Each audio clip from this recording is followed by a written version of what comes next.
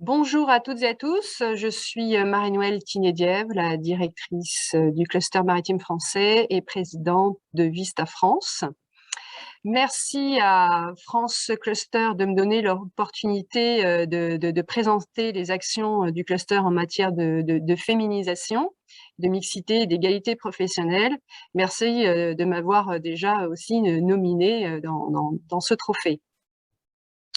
Alors, le cluster, avant de vous avez une slide qui vous présente les chiffres, mais je vous présente le cluster en quelques mots.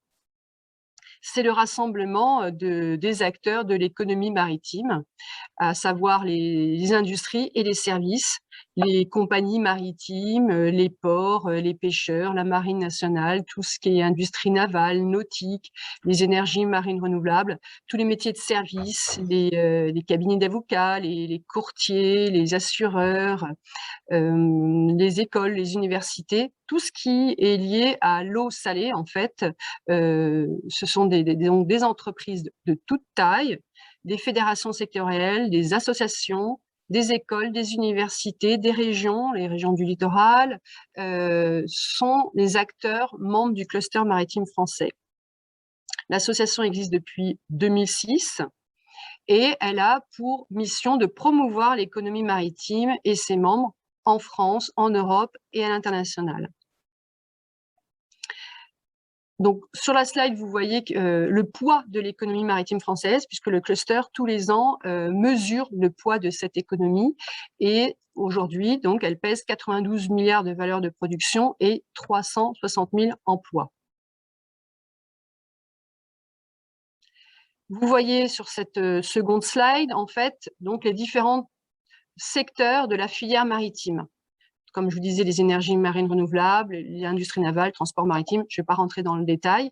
Ensemble, donc ce sont les acteurs qui composent cette économie maritime ou l'économie bleue. Et vous pouvez constater qu'en mesurant donc le poids de l'économie bleue, nous sommes en croissance depuis plusieurs années. Et qui dit croissance, dit effectivement, on a besoin de recruter. Or, on constate qu'il y a des métiers en tension, et qu'il faut davantage faire connaître ces métiers et donc aussi les formations. Et c'est là où effectivement le cluster s'est engagé à faire connaître les formations et les métiers du maritime auprès notamment des jeunes. Alors la mission importante du cluster, c'est d'accompagner ces acteurs, ces membres, dans le développement de leurs activités, de leurs projets, au niveau donc développement durable et développement responsable.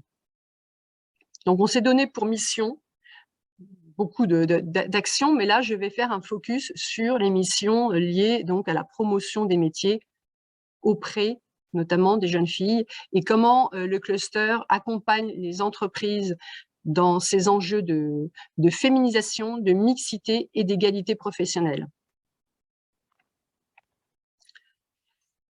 Alors, depuis plusieurs années, nous avons en fait créé, parmi nos groupes Synergie, nous avons créé un groupe Synergie qui est dédié à l'égalité professionnelle, qu'on appelle CAP sur l'égalité professionnelle, comme c'est indiqué sur le haut de cette slide. Et nous avons créé plusieurs actions pour toujours dans l'objectif d'accompagner nos acteurs, nos entreprises dans leurs enjeux et notamment donc sur celui de la féminisation, la mixité et l'égalité professionnelle. Première action consiste à mesurer l'évolution de la place des femmes dans les entreprises du secteur. Donc, puisqu'on sait que ce qui ne se mesure pas ne progresse pas. Donc, nous avons créé un observatoire CAP sur l'égalité professionnelle depuis 2015. Et je vais y revenir dans quelques instants pour vous donner, partager avec vous quelques données de cet observatoire. De cet observatoire aussi, on a créé des fiches bonnes pratiques avec les entreprises et pour les entreprises. On va y revenir dans un instant. L'idée, c'est de promouvoir la mixité au sein des entreprises et l'égalité professionnelle. Et puis, en parallèle, une autre action destinée, celle-ci, à faire connaître les métiers aux jeunes filles, donc collégiennes, lycéennes, étudiantes, parce qu'il y a une méconnaissance de ces métiers auprès des jeunes filles, sachant qu'en plus, peu de jeunes filles se tournent vers les métiers scientifiques, technologiques, qui mènent, enfin des formations qui mènent à ces métiers. Donc on s'est associé là avec un partenaire qui s'appelle Elle Bouge et je vais y revenir plus ultérieurement. Donc en 2021, nous avons mené une 3e enquête auprès des entreprises membres du cluster. Et il y en a à peu près donc 10%, puisque nous sommes 430 entités membres, il y en a à peu près 10% d'entreprises partenaires, ainsi que la Marine nationale, ainsi que la Direction des affaires maritimes. Et puis, vous voyez tous les logos là qui s'affichent, ce sont ces partenaires qui ont répondu à la 3e édition de l'Observatoire. Et je les en remercie, puisqu'en fait, c'est important qu'on puisse les interroger, qu'elles puissent nous donner évidemment, nous communiquer des données, des chiffres, et qu'on puisse nous aussi les analyser. Donc, l'Observatoire, cette année, nous permet de dire que, avec ces 44 entreprises qui emploient plus de 74 000 personnes, dont un peu plus de 15 000 femmes, cela représente 21,4% de taux de féminisation dans la filière maritime. Vous voyez aussi que c'est en progression, puisqu'on en est donc à la 3e édition, et depuis donc la création de cet observatoire, on voit, voilà, on est passé de 14, puis de 16 à 21%. Alors, ça progresse, c'est pas assez rapide, et on essaye effectivement maintenant d'accélérer aussi cette féminisation dans le secteur maritime.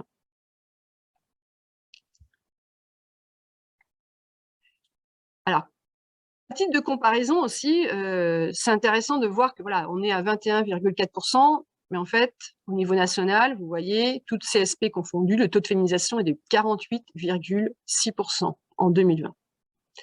On voit aussi que le taux de féminisation dans l'agriculture est de 25%. Les chefs d'entreprise représentent 31% au niveau national. Un bon point que l'on a noté dans cet observatoire, il y a 10 entreprises sur les 14 qui avaient répondu en 2016 qui ont un taux de féminisation en hausse par rapport à la précédente étude. Donc, il y a des éléments encourageants.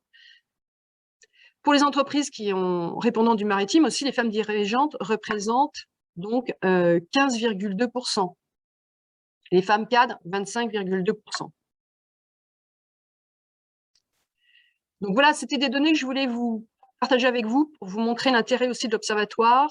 Donc je ne peux pas vous en donner beaucoup plus là, puisque je n'ai que 10 minutes de parole, mais voilà, l'intérêt de l'observatoire, c'est, je le répète, mesurer le nombre et l'évolution de la place des femmes du secteur maritime.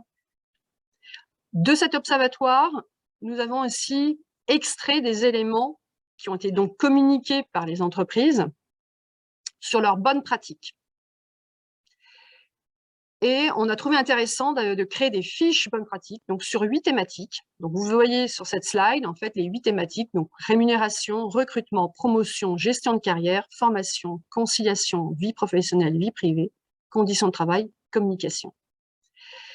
Elles sont toutes réalisées de la même manière, ces fiches. Donc vous voyez un des exemples, celui de la rémunération. Donc on est parti d'un constat général, de bonnes pratiques, en citant des exemples de bonnes pratiques des entreprises, et puis un témoignage d'acteurs maritimes.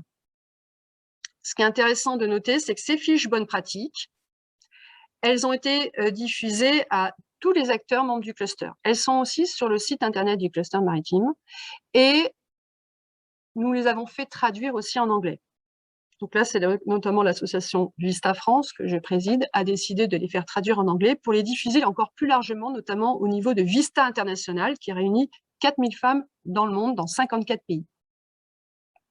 Et les fiches, on sait, elles plaisent, on a voulu encore les diffuser davantage, et elles ont été diffusées notamment à l'ambassadrice de France à l'OMI, qui les a diffusées dans un comité pour le plus largement possible, pour toucher le plus largement possible de pays et d'entreprises avec ces fiches bonnes pratiques qui ont été traduites, donc, comme j'ai dit, en anglais, mais aussi en espagnol. Autre information, donc là, des bilans des bonnes pratiques. On voit qu'il y a des freins qui restent et qui ont été évoqués lors des 3 enquêtes. C'est notamment le manque de femmes dans la filière maritime et qu'il faut aussi développer davantage la communication pour attirer le plus de femmes dans le milieu maritime. Donc j'appuie sur ces 2 freins, même s'il y a des éléments très positifs que vous pouvez découvrir en haut de cette slide, parce qu'il faut agir sur ces freins très fortement. Alors, ce qu'on a décidé de faire, avec notre partenaire Elle Bouge, avec notamment le haut patronage du ministère de la Mer, c'est de créer un événement qui s'appelle les Ailes de l'Océan, qui est soutenu aussi par Vista France. Cet événement a été créé en 2018, en présentiel. Nous avions été soutenus par la députée Sophie Panonac, donc on voit qu'il y avait, si vous voulez, aussi un accompagnement des acteurs publics dans l'action du cluster. Et ça, c'est très important pour réussir tous ensemble, collectivement, à faire connaître les métiers de la mer auprès des jeunes filles. Donc cette année, nous avons eu, donc, à l'occasion toujours de la Journée mondiale des océans, on associe donc les femmes à cette journée des Ailes de l'Océan le 8 juin, et nous avions organisé un webinaire en 3 temps, regards croisés sur la mixité dans les équipes et témoignages de femmes qui ont pitché. Et les métiers, c'était elles naviguent, elles construisent. Et donc, on a donné la parole à des femmes qui sont dans la filière, dans le secteur construction navale, énergie marine renouvelable, les activités portuaires et la logistique. Et puis, on avait terminé par une interview croisée des directeurs et directrices d'écoles et d'universités qui ont des formations dans le domaine maritime. Je pense que j'ai fini, donc je vous remercie pour votre attention. Et en tout cas, je voulais aussi vous signaler que tous ces outils peuvent être vus sur le site internet. Donc j'ai mis donc en bas de la slide, vous pouvez y retrouver les fiches bonnes pratiques, le replay du webinaire du 8 juin pour faire connaître donc les métiers auprès des jeunes filles et des portraits de femmes, donc des vidéos que vous pouvez regarder, toujours dans cette idée de découvrir de nouveaux métiers liés à la mer. Je vous remercie pour votre attention et j'espère que vous voterez pour nos actions du cluster. Au revoir.